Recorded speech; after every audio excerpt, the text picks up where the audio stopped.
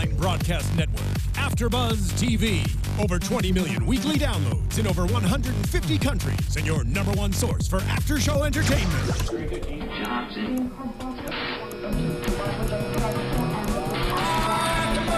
AFTERBUZZ TV, the destination for TV superfans, producing after shows for over 300 of your favorite TV shows, interviewing celebrities and showrunners, and bringing you behind-the-scenes exclusives. All thanks to E! Entertainment's Maria Menounos, producer Kevin Undergaro, and internet leader Akamai. Now, let the buzz begin! Hello, Steven Universe fans! Welcome back! It has been way too long. You're not the boss of me now, and you're not so big. You're not the boss. Welcome back to the AFTERBUZZ TV Steven Universe After Show. We are finally back thanks to last week's Steven Bomb. Yay! And so we are covering all of the Steven Bomb, episodes 74 through 78. The Answer, Steven's Birthday, It Could Have Been Great, Message Received, and Log Date 7152. What did we think of these overall? They were great. I loved it. I had a lot of feelings, and I just feel like the 5 episodes, obviously the last 3 really went together. The first 2 did sort of have a separate theme going on, but I like all the different themes that were explored sort of across the scope of the 5 episodes that we did get. I very much enjoyed these. We got a lot of answers. Yeah. Surprisingly. Yeah. A lot of first looks Absolutely. at things that we had never seen before. So it was a really cool set of episodes to sit down and watch. My only complaint is that I'm like, well, shoot, now where's the next episode? Yeah, but I agree with you completely, Megan. We don't know yet. It occurs to me that I really should have introduced you guys before we got started. I'm just so excited. It's fine. People know who we are, right? With me, You guys I have already know who we are. Alana Jordan. Hi, I'm Alana Jordan. You can find me on Twitter at Alana Jordan. Emma Fyffe. That's me, Emma Fyffe. I can be found on Twitter and Instagram at Emma Fyffe. Megan Salinas. Hey guys, you can tweet at me directly at the Mengman. That's TheMenguan. As opposed to indirectly. You can tweet at me in a roundabout way by going outside during the full moon. You could tweet and then put a hashtag, but I'm not necessarily going to see it. I see. And I'm Katie Cullen. You can find me on Twitter at Kiaxet, Kiaxet. Emma's got the live chat. We are checking the Twitter tag, ABTVSU. And guys, we do check that when we're not on the air, so if you've got something fun to say and you want to throw it in there, please do. So the Steven Bomb. It was great. I think I was a little spoiled by the sardonic Steven Bomb, where everything had to do with the previous episode and the overarching theme. And this one was a little more disjointed. So overall, it was like, no, I wanted everything to go together. Come on, you guys. See, I loved it. I thought it did go together pretty. I mean, the last 3 were one solid chunk of time. Yeah. But I feel like I feel like it all went together thematically. I totally agree. And that each one fed into the next one. And I think, too, that we were bookended with these 2, because, the first story was the backstory of how, Ruby and Sapphire ended up, fusing into what is now Garnet. And then the last episode was about Peridot not understanding why you would stay fused to someone. So it was bookended with these 2 stories that ultimately were about fusion, and it was about, so we saw sort of the sort of fear that Ruby and Sapphire had when they were sort of debating whether or not to fuse again. And then in the end, you had Peridot have the exact same thing happen when Garnet was like, oh, you should fuse with me, and then you'll totally get it. You know what I mean? It's like, hello. Yeah. Well, I think they also go together not only because of that, but because time-wise, this is a span of what I assume is 3 days. Mm-hmm. Because we have, as soon as it's Steven's birthday at midnight, Steven's birthday, the day after, and then message received begins at that sunset. Yeah. Presumably. I think we have a time skip in there. I highly doubt it. It looks like 3 days in a row. There were comments about, I can't believe your parents let you stay for the whole weekend, but we only got Connie and Greg for 1 episode, with the exception of that flashback, and then we were right back to working on the drill. So I think that we had a day or 2 in there where we didn't see it because they took the whole weekend off for Steven's birthday. It could be. Fine, then it's 4 Yeah, days. it didn't bother me. See it. Yeah, I feel like it was basically, the time skip would have just been one card of them watching TV. Right, Exactly. The time skip would have been, bye, Connie. Literally. It would have been like, well, that What's was the next fun. episode of Camp Pining Hearts? Oh, man. Hour 78. That's what it is. It's 4 episodes of them watching 4 episodes of Camp Pining Hearts. Oh, man. So let's talk a little bit about the answer then. Okay. And this is probably the cutest opening. Is it my birthday? It's midnight. Close enough. Happy birthday. Yeah. Let's talk. Yeah. You are so excited. It's adorable. I wrote down in all caps for my notes, is love. This episode is a perfect magical land mermaid, which is 100% how I felt. One of the things I really, really appreciate about Steven Universe, aside from the thing I appreciate the most, which is about all the sort of icky human emotions that it deals with in a really nice, like, palatable kind of way. Oh, yeah. Is the world building. I think the world building in this show is incredible, and it was so nice to get this backstory. It felt like a fairy tale in a long really time messed ago. up way. Once upon a time, But there that's was the a way- warrior. That's the way she was telling it. Yeah. Notice that Estelle voiced all of the gems I that Steven know. wouldn't have known because it's amazing. Garnet telling this story. Yeah. And we have the shots at the end of the song that are extremely reminiscent of the Once Upon a Dream number from Sleeping Beauty. Yeah, absolutely. Yeah, I really liked it, and just seeing sort of like the budding relationship between Ruby and Sapphire, and the fact that there were the 3 rubies, and the one ruby like risked her life to save Sapphire, and Sapphire knew her future. Like I always have like a soft spot for like characters who can see the future. The Cassandras of the the world. Cassandras of the Yeah. world, exactly. But you sort of get the impression that, okay, Sapphire can foresee this future with this revolution, rebellion. I'm calling it a revolution. See, I have in all caps, but everything changed when the rebels attacked. Yes, exactly. No, but yeah, I mean, and again, in terms of world building, that Avatar is another show that just is so rich, and I think that Steven Universe very much parallels that in a way. But yeah, I just really enjoyed that. It was like, okay, you have this character who foresees exactly how her life is going, and then everything just goes crazy. She's like, what do I do? Yeah. And all it took was one ruby. And Ruby talking about it, it's always just more of me. There's lots of me. Like, Yeah. oh, honey, your self-worth. Oh, it was so heart-wrenching. And Gem we society. got a bit of that in Jailbreak, but here we really get to see why. And this is the first time we get confirmation that a lot of gems are really just carbon copies of one another. Yeah. Because we've never seen multiple types of the same gem in the same shop before. So I thought it was very interesting that we got official confirmation on why fusion is so taboo. It's not fusion itself that's taboo, it's fusion between 2 different members of a different cast. Yes, that was something that I think was made extremely clear in this episode. And I mean, it's very much that, that forbidden love story, that Titanic story where, the boy from 3rd class falls in love with the 1st class girl. I'll never let go, Ruby. I'll never let go. That was the first thing that came to mind. Never unfused, Jack. I'll never unfused. There are better examples than that, but that just came to mind. Oh, yeah, there are. Aladdin. I loved this episode, especially because it really highlighted that, and because it showed not just that it's the class system, but also any sort of individuality. Yeah! And because they each change each other's timeline to the point that the set timeline that was foreseen is now shifted, and this has become such a bizarre situation for both of them.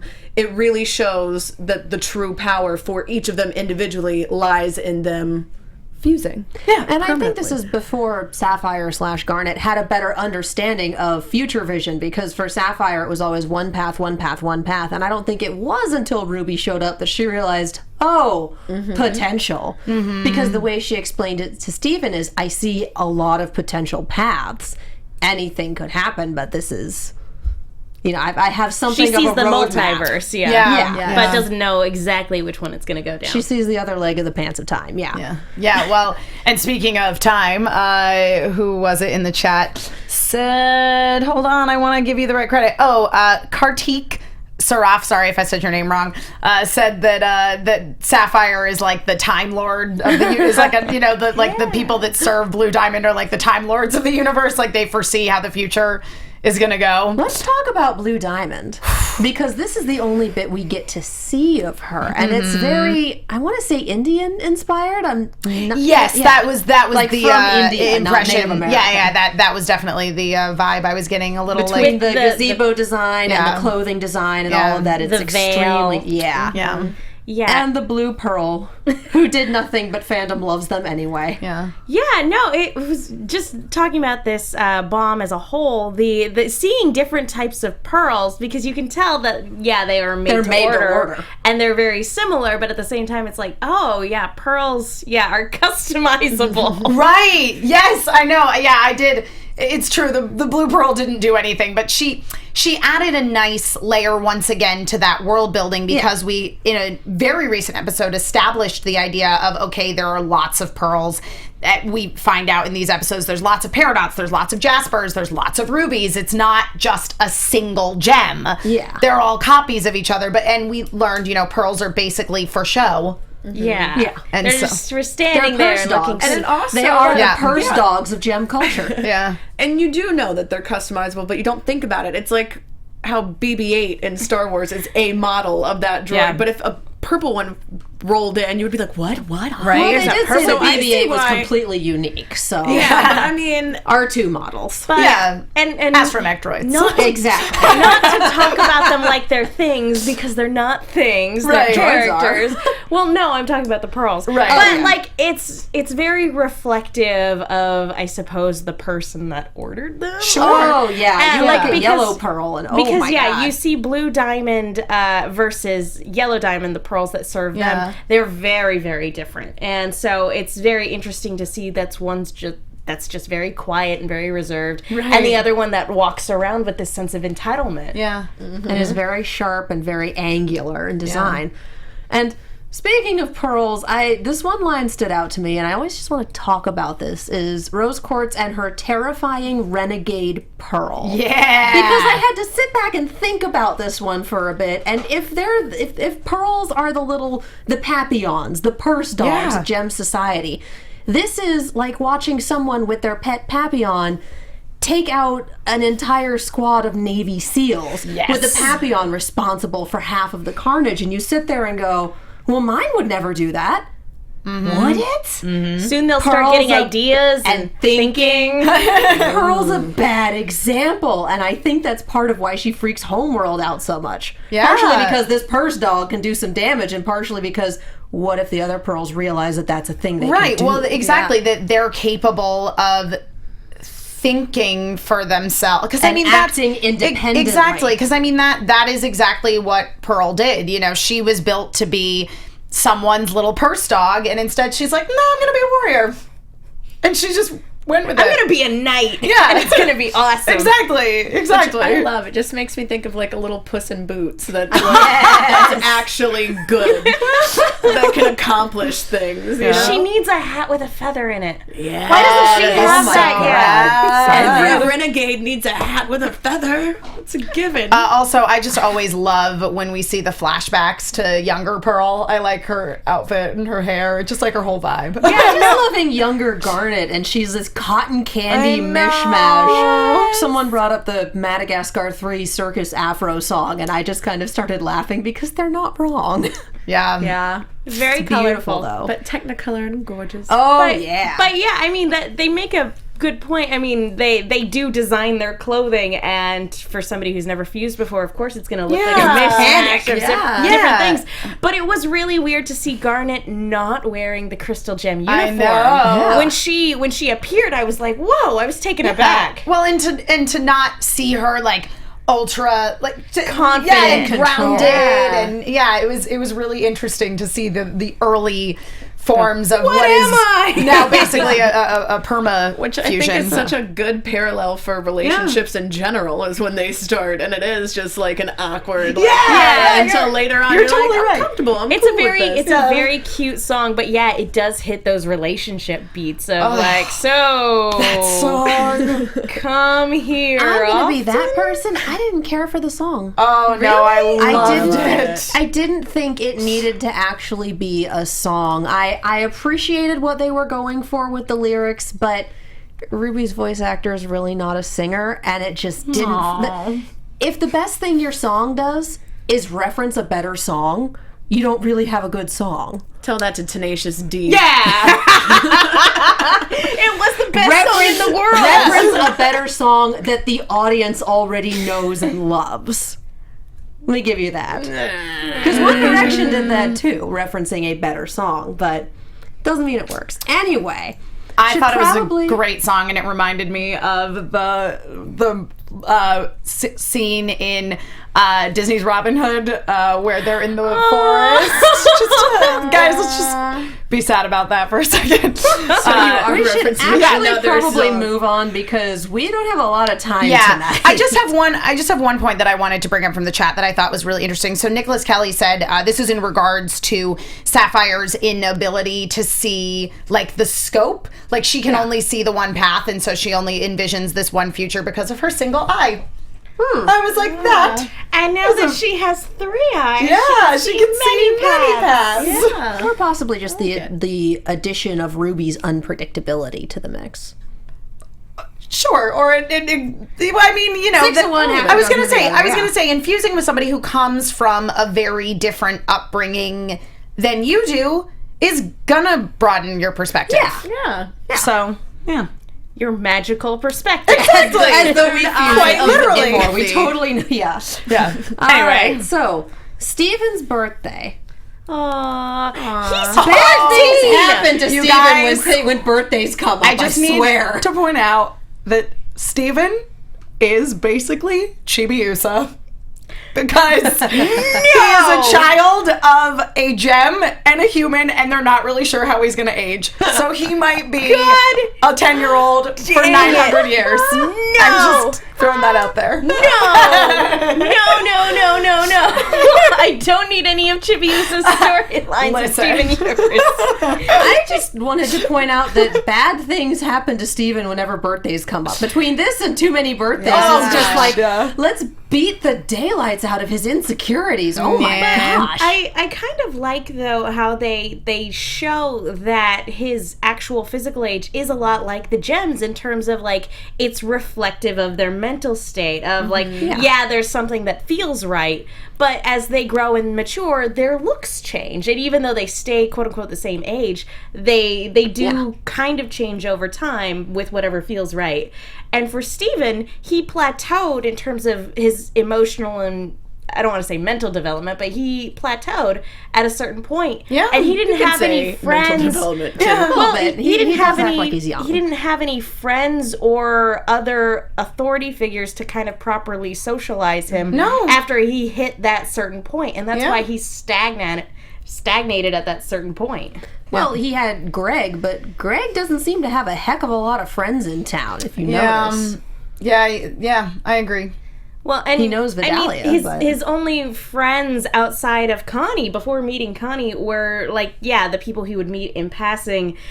Lars, which he was 100% in denial, and then Sadie was probably, I mean, Ronaldo's little brother, but but for the most part, Sadie was probably the closest thing he had to a real friend, and she's got her own stuff going on. And it's basically when you're young and you hang out with the kids in your neighborhood because they're there. Yeah, I mean, his dad even says, shoes Connie away. He's like, I was his best friend first. That's true. Your best friend is your dad who lives in a van. Like, what do you expect from this kid? He's It's saving true. the world. Give him a break. He can He can stay. Well, and when you don't live with your kids either, a lot of times, they get locked in time in your mind, so to speak. And so for Greg, it wouldn't really be weird not living with Steven, coming back and just seeing him the same, because that's how he remembers him. Right. And he didn't even really realize it until they were flipping through the photo album and he went, oh. Yeah, in my mind, my little brother's still 8 years old. He's definitely not. That's true. Yeah. My twin cousins, who when they were born, I was almost 16, are still like 3 to me. They're 13. My college age, drinking age cousin is still to me 6 because that's when we had to babysit her. Yep. So I'm sure she'd be very happy to know that. And the gems don't know or care how humans age, so it doesn't make any difference to them either. I love that we do get the confirmation that the gems had no idea what to do with a baby, and Greg raised him for however many years until he went to live with them. And Pearl just, don't give him to me. Like, are we speaking from experience? Yeah. There's a story here. Were you guys surprised to find out that Steven was 14? Ordinary passerby in the chat wants to know. Yes! I think Connie's reaction was the world's reaction. How old did you think he was? Like 10? Yeah, that was kind of what I was thinking too. I figured 10, 12 at the outset. Yeah, that I was going to say that seems to be the consensus amongst the chat. Is Christopher Remley said I would have guessed 9 to 12. Ordinary passerby who asked the question said also 10 to 12. Jared Reynolds says I wasn't surprised that he's 14. I thought he was just short and tubby. Well, I figured 12 at the outset because we watched Gravity Falls, and Dipper and Mabel are 12. But like by comparison, I'm like, Steven's a very immature 12-year-old. Totally. By comparison. Yeah. By the way, that's a crossover I want. I think a lot of people. Cross franchise, cross network. Yeah, I don't just care. cross it all. I want it. It's not going to happen by the 15th. Nah. No. So we have Steven and his insecurities, and once again unsure about his role being half gem, half human, because you're the first of your kind, kiddo. Good luck. And he figures out from Amethyst that, oh, hey, I can stretch. Sudden puberty. I know. Which only works so well. I think it's cute that the voice actor actually gets to speak with his own voice. Yeah, he does. Yeah, Zach Callison. Because he definitely hit puberty while working on this show. Yeah. You get one episode, make it work. Just one. And then finding out that, that's not going to work super well. I just love him coming around the corner and being like, okay, I just have to keep this up for the rest of my life. And there's Greg and Amethyst having a piñata party looking at him like, what just occurred? What's wrong? Yeah, I love it. It just this whole episode, it was Steven's insecurities and super cute. When Connie grows up to be president, what will that make me? First boy? Yeah. He assumed that they were gonna be married. Well, it's that very young mentality of, I'm gonna be with my friends forever. Yeah. Well, and I liked, the ultimate message of the story was that Connie was like, I don't care what age you are, no matter what age you are, if you revert back to a baby, if you are regular sized little boy Steven that I've come to know forever and ever and ever, I just want to be there for you. Yeah, no, that was super cute. Yeah. I like that they touched on the fact that she's still training with Pearl. Like that wasn't a one-off thing, that's still going on. And gosh, I feel like if her parents had known Steven was 14, they would have said no to the sleepover. Yeah, well, a little too old. Is there anything else you want to hit for that episode, or should we swing into the next one? Nah, let's swing into the next one. It was mostly cuteness and gags. Yeah, it's true. Yeah. So we go into It Could Have Been Great, in which we bring Peridot back to the front and center, because that's kind of what this whole Back to the Barn arc is about. Mm-hmm. And also my life motto, which is working hard is important, but feeling good is important too.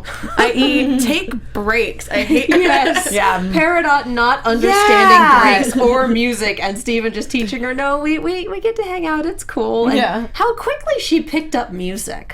I love it. That was great. Well, there are patterns. It's and math. it's math. It doesn't make that, it's not that far-fetched that she wouldn't be able to pick up on. No, I agree. Yeah. No, I'm not surprised that it happened, but I love that they did that. That's not unrealistic. Steven Universe. That's not unrealistic for that character to be like, all right, Yep. it's patterns. Why? Well, according to her earlier logs, Pearl had been doing a lot of crying, whatever that is. So I know. probably used that as a reference point. I liked that in the last episode in these 3 that we got Peridot saying that she kind of liked Pearl. Like, She tries, and I appreciate it. Yeah, she tries it, exactly. And we already knew that she was like senpai to Amethyst. Right. And I do like that when she gets her makeshift limb enhancers, that the first thing she does is go, "Why, yes, Pearl, I am taller." How correct of you to know. What I love is that looking at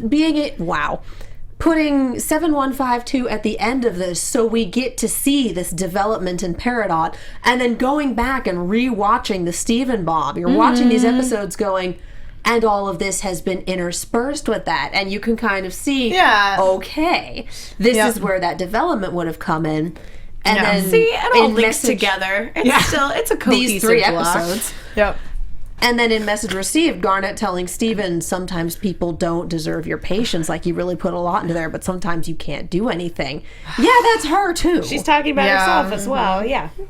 No, it's true. So it's great being able to go back, and I rewatched the whole Stephen Bomb today just to be like, okay, let's do this. It's been a week. Well, and this is, again, jumping forward a little to message received, just because you touched on, Garnet talking about, like, sometimes you give people your patience, you give people your trust. And kindness, too. And they disappoint you. It doesn't work out. It's like, just because you believe in the good in somebody doesn't necessarily mean that they are going to be good, and that really hurts. But it's a really good lesson. Oh, it's a really good lesson. And another thing that was said in message received that I really, really liked was when they were going after Peridot to stop her from contacting Yellow Diamond, when Steven is feeling terrible about it, and Pearl basically is like, yep, no time to feel horrible. You can feel horrible all you want when we get back to the temple.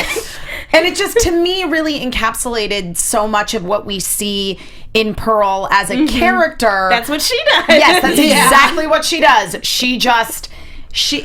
I think this is, I don't know, I think it's something I recognize in myself too, that like I will just keep myself really, really, really busy to not feel the negative emotions. I just love the split-second expression on Steven's face after she said that. He had this moment of, wait a minute. What I really appreciated about this episode, in addition to all of those things, was the idea that somebody else is coming at something from a completely different perspective, and they mean well, but because of narrow-minded viewpoints, you're not communicating with them in the same way. And so all this time they think that that Peridot's about to stab them in the back, when in fact she's in her own way trying to save the Earth, because she's like, I have a plan. You all are incompetent. I'm going to do it my way. Yeah. And they interpret that to mean that she's pushing them, under the bus. Right. And so it's very interesting when you go back and rewatch Message Received, because of everything she says. It sounds like that's exactly what she's doing. Like, she's getting ready to betray them because none of you know what we're doing. Yellow Diamond can solve this. And I will never not betray the gem that I was made for, and things she's like that. not articulating at all. Yeah. Well, in her she's mind, not she's cunning or right. manipulative. She is very clear about how she says flat out, you are doing things incorrectly. Look at how much better I do them.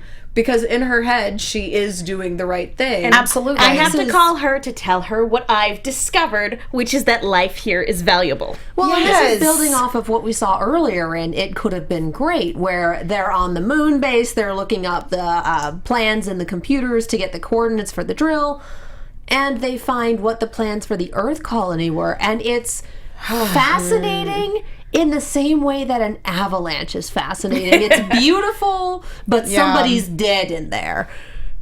And it just, the Earth is hollowed out and has all these holes in it and things spinning around it and stuff built on it, and basically it looks like an atom. Yeah. And it's crazy. And Peridot's looking at it like, this is the best thing ever. Look at the potential. Right. Look at what it could have been. I love that and I wrote down, now there's no colony and there's going to be no Earth. So thank you, Rose Quartz. You doomed the planet. Oh. Like, oh, honey. What were you going to say, Elena? Oh, I just love that one tiny break in Peridot, though, when she's freaking out. She's like, you can't sit there. You can't sit where... And goes, well, they're not here now, so do you want to sit down? And then she sits down. Yeah. It's kind of cool. I mean, again, she is this character who has a very black and white view of the world, and it's not good and evil. It's right and wrong.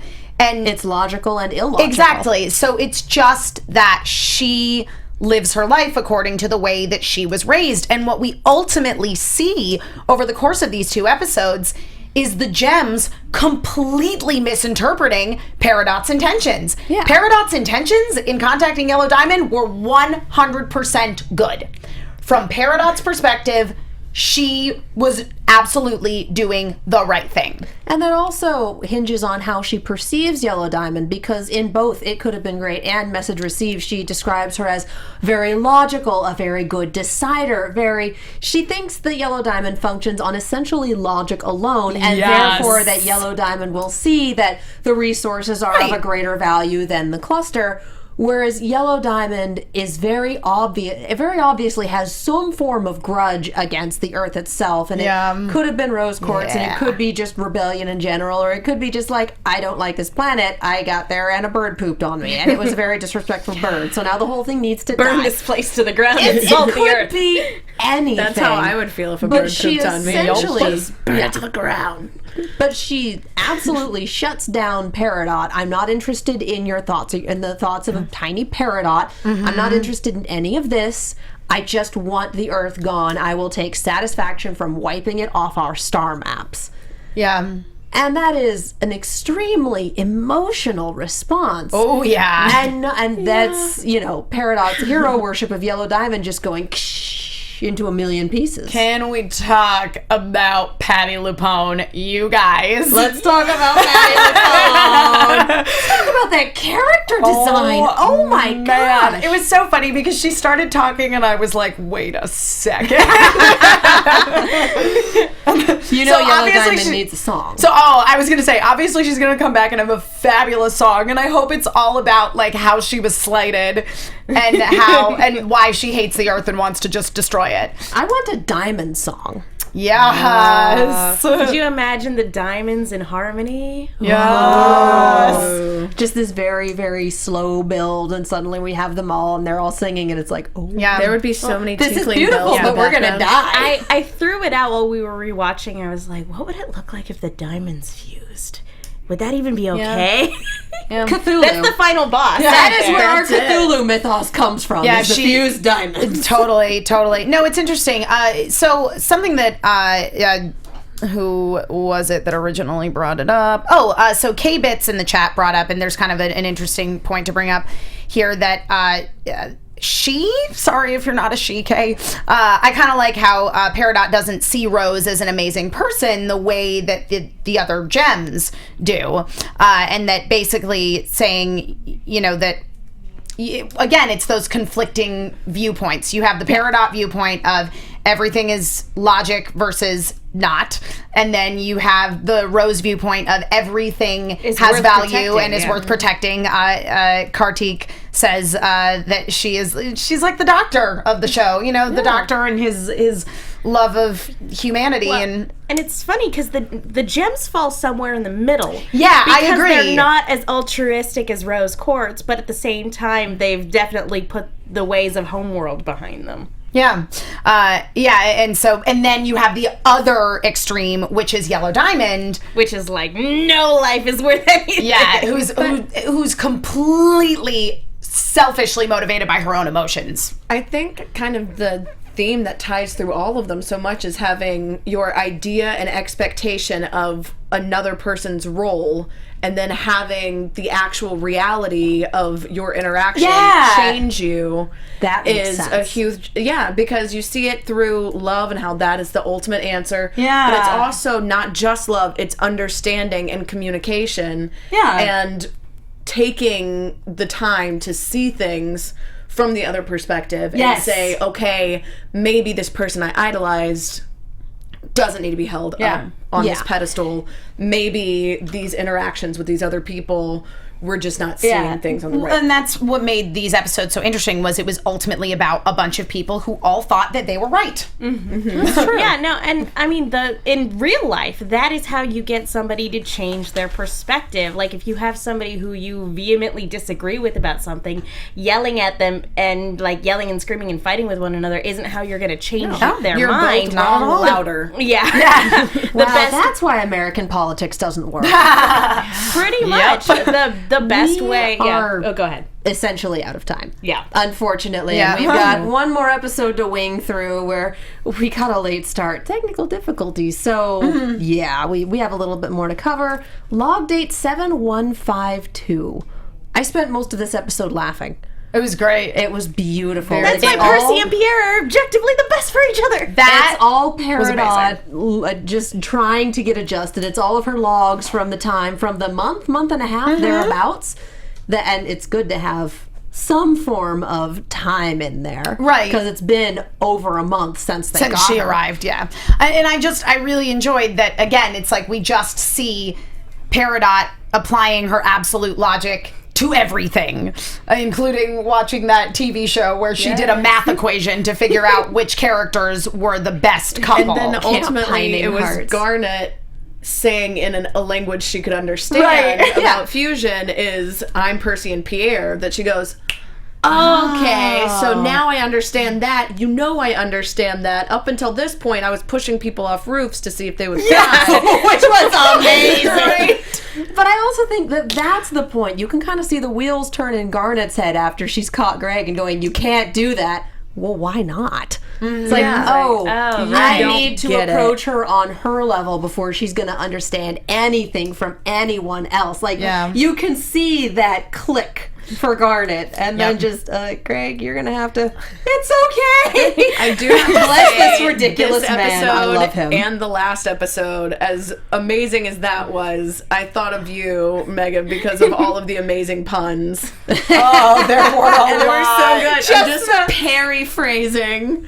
And trying to lie in the mood. And I was just, she's Pearl, essentially just putting the mask down like, no. Yeah, that was my reaction. I did like a lot in this episode where Peridot was attempting to understand humor, and she was reading the joke book, and she said, why did the chicken cross the road? What's a chicken? And then having that come around later with having Amethyst show her what a chicken is. I get the joke now. It's great. I want to. I think it was the Mary Sue actually who, to get back to your point, wrote an article about how this episode kind of demonstrates how media can be used to teach people about differing perspectives, and how that can be how storytelling itself can be used to educate in that way. And I thought that was very enrich. The Mary Sue recaps are done by someone who goes by Vry, I believe, VRAI. They're writer Vry on Twitter, and the Mary Sue recaps are definitely worth reading for Steven Universe. They are so good. Yep. Such a lot. So anyway, yes, all of the Steven Universe stuff. But putting Garnet's situation in the context of a narrative that she knows and understands because she's seen it for 78 One episodes. episode. Is that the same episode from 3 days ago? There's more than one. Yep. But doing that can be used to educate and demonstrate different things, and I thought that was a very good thing for them to point out. Yeah, and then Steven teaching her what gifts are, and the hey, thanks. It's just all of it trying to teach Garnet little bits about Earth culture. Garnet, I'm sorry. Peridot. Peridot, yeah. Garnet gets it. Trying to teach Peridot little bits about Earth culture, and then seeing it come around towards the end of the episode. And then Garnet's future vision on the tapes. It took me a minute to go, how did she... Oh, future vision. Yep. There was Return that madness moment. to its source. And hearing Peridot on the tapes, not understand it either. Like, what are you doing? Perfect bookend. Yeah. And that's why this Steven bomb together all fit. It does. One big bomb. Yeah, because it's all it's all about perspective and prejudices.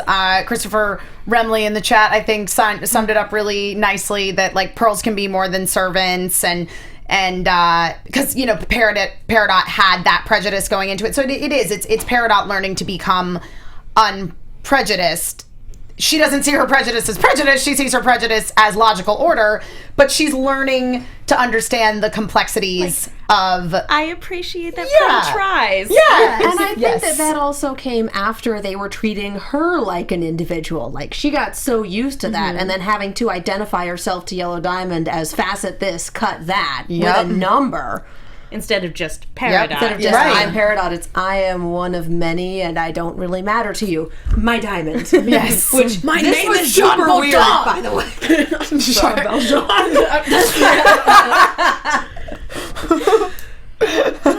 That was great. And now I'm starting to rewrite the confrontation. Yep. Nope. It's going to be good. Nope. We'll perform it on the next episode. You guys can. You guys can. All right. Do we have any final thoughts on Stephen Bomb? When's the next? Supposedly they are releasing the airing schedule in February, and I don't know if that is a Steven Universe airing schedule or a Cartoon Network airing schedule. Well, I need it. Either which way, we might well get some answers on February 1st, so we'll see. Here's hoping. Too far away. Just perspective. That's all I have to say. It's nice when it's nice that children's media can be so sophisticated in terms of like teaching kids about perspective, and I like that.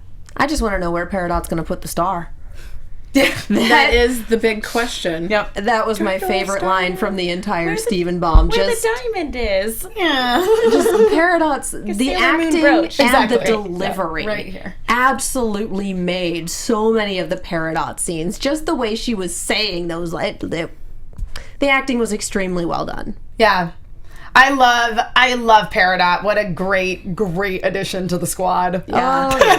Seeing the diamonds for the first time, that's great. And we still don't know anything about White Diamond or Pink Diamond or whether or not Rose Quartz is Pink Diamond. We don't know. We don't know. Because it's still a theory, but a lot of what we saw in the Stephen Bomb is kind of against that theory now, so we just don't know. Yeah. We have a lot of questions, even though we were told, don't question it. You are the answer. My answer is confusion. Yep. So let's roll into predictions. Should we have any predictions? And now, your AFTERBUZZ TV predictions. Oh, and it's even the pink lights. This is perfect. I predict that I want to say that Peridot is going to fuse with somebody at some point, but I don't know that she's going to be able to overcome her, like, it's not even a prejudice against it. It's like a fear of it, quite honestly, because it's like being more than she was meant to be as a Peridot. Honestly, I think when that time comes, she'll be the one to propose it. Yeah. I don't know. Maybe Amethyst. They're the right height. Yeah. It works. I like that that's how you pair up. I wonder if that's on the flow chart. Well, Garnet's really tall. Also, Yeah, but it was working pretty well with the stilts. Yeah. Also, Yellow Diamond is going to come back and have an epic ballad. Oh my god. It's going to be great. See, what I'm Showstopper. interested I love in, it. and this is spoilers, so if anyone's super worried about it, you can, turn off the episode for the next couple minutes or so. Cartoon Network aired a promo they weren't supposed to. Did you guys see this? It is spoilers for a little later on down the line. What we saw in this 3.5 seconds was at the barn and Peridot with a little gift scooting forward and offering it to a very disheveled looking Lapis. What? Yeah. Lapis. I was so freaking Lapis to come back. And we don't know when that's going to happen. We don't know what episode that is. The only confirmation we have is from some of the people who work on the show on Twitter saying, I don't know why Cartoon Network aired that. It's not in any of the Stephen Bomb episodes. Well, what episode is it? One that you'll see later. Yeah. So it could be the episode Barn Buddies, which hasn't come down the line yet. Yeah. But what it means is that at some point she and Jasper become unfused and somehow she makes her way back to where Steven happens to be, back to Beach City. So Jasper is potentially on the run at that point. Or bubbled. Or is getting ready to make her very angry, emotionally driven attack. I don't know, but she's very outnumbered and she's smart enough to try, even though she's definitely angry, she's smart enough to know I'm probably going to have to be tactical about this. This also tells me that we're getting Malachite back, and I don't really think that either parts of that are going to be stable for a good long while. And I'm not talking stable as a fusion, I'm talking stable as people. Because they're essentially in water torture hell right now. And who knows how that's gonna work out. Well, water torture hell typically doesn't work out well. Yes. It's Thank you nice. for rhyming that. It's Let's nice make to it a know. song. It's nice to know that they do separate, because when Lapis said we are Malachite now, I think everybody's heart sunk a little bit. Well, Lapis isn't necessarily in the right at this point. She's just desperate. But we There's a lot of Yeah. conversation Yep. around Lapis and Jasper and a lot of what's going on there, and we can probably save that until they actually show up again. Goodness knows when that's going to be. But we do have that to look forward to, thanks to Cartoon Network screwing up their promo airing schedule. Thanks, Cartoon guys. So, yeah, if no one else has any predictions, any other thoughts? No, I just can't wait for more. Yeah. We need more. We need it soon. Yep. Yep. Bring it back, Cartoon Network. Give us a regular airing schedule. That would be That great. would be a great. be stupendous. Your New Year's resolution is to air this show regularly. That would be super. All right, Alana, where can the people find you? You can find me on Twitter at Alana Jordan, ALANAJORDAN, and on Instagram at that Alana Jordan girl. You can find me all over the internet at Emma Fyffe. It's my name, EMMAFYFFE. You can find me on a bunch of shows here at AfterBuzzTV.com and on stuff on the Popcorn Talk Network as well. But just follow me on Twitter because I tweet about everything that I do in my life at all times. I'm Megan. You guys can follow me on Twitter at themenguin. That's TheMenguin. On Instagram as well. I also write articles for the Movie Chick with 2 Ks. Be sure to check those out. And I'm Katie Cullen. You can find me on Twitter, Tumblr, and Instagram at Kiaxet. That's KIAXET. I am also on Snapchat at Kia Prime. All of my shows are coming back next week. Arrow, Star Wars Rebels, like so many of them are back next week, so we'll be around. And if anyone's going to be at PAX South at San Antonio at the end of the month, I will be there competing in the Omegathon. Come by and say hi. So, thank you to everyone for joining us for the Steven Bomb. We look forward to seeing you all again when the show comes back on the air. See you then. From executive producers Maria Menounos, Kevin Undergaro, Phil Svitek, and the entire AfterBuzz TV staff, we would like to thank you for listening to the AfterBuzz TV network. To watch or listen to other after shows and post comments or questions, be sure to visit AfterBuzzTV.com. I'm Sir Richard Wentworth, and this has been a presentation of AfterBuzz TV. Where am I gonna put the star?